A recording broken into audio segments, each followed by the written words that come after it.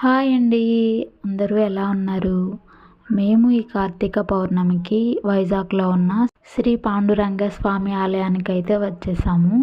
కార్తీక పౌర్ణమి శోభ మొత్తం ఇక్కడే ఉంది. ఒక పక్క ఆలయ ప్రాంగణం మధ్యలో చిన్నారుల నృత్య ప్రదర్శన జరుగుతుంటే, మరో పక్క కార్తీక పౌర్ణమికి భక్తులు వెలిగించే దీపాలతో ఆలయం మొత్తం కూడా కలకలలాడుతూ ఉంది.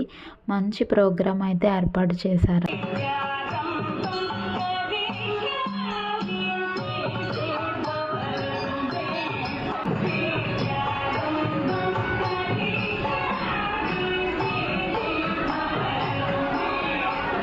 స్వామివారి ఆలయం చుట్టూ కూడా చిన్న చిన్న ఆలయాలు అయితే కట్టి ఉన్నాయి. లక్ష్మీ నరసింహస్వామి ఆలయం, ఆంజనేయ స్వామి ఆలయం, సీతారాముల స్వామి ఆలయం, ఇలా చిన్న చిన్న ఆలయాలు అయితే ఉన్నాయి. ప్రతి ఆలయం వద్ద కూడా భక్తులు కార్తీక దీపాలను వెలిగిస్తూ ఉన్నారు.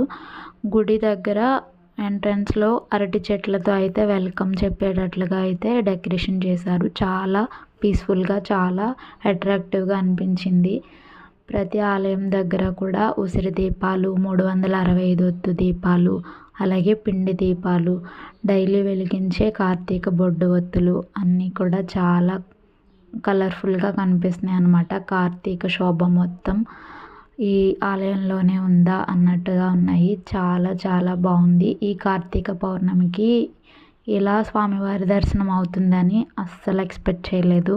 తర్వాత స్వామివారి ఆలయం చుట్టూ గోడలపైన స్వామివారి అవతారాలన్నీ కూడా ఇలా నీట్గా చెక్కున్నాయన్నమాట. చూడ్డానికి చాలా నిండుగా దేవతలే వచ్చి కూర్చున్నారన్నట్టుగా ఉన్నాయి. చాలా నీట్గా చెక్కారు.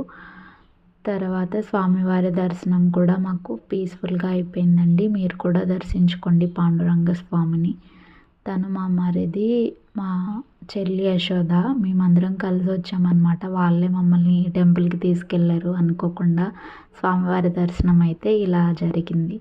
చాలా హ్యాపీగా అనిపించింది. Thank you for watching. Bye bye.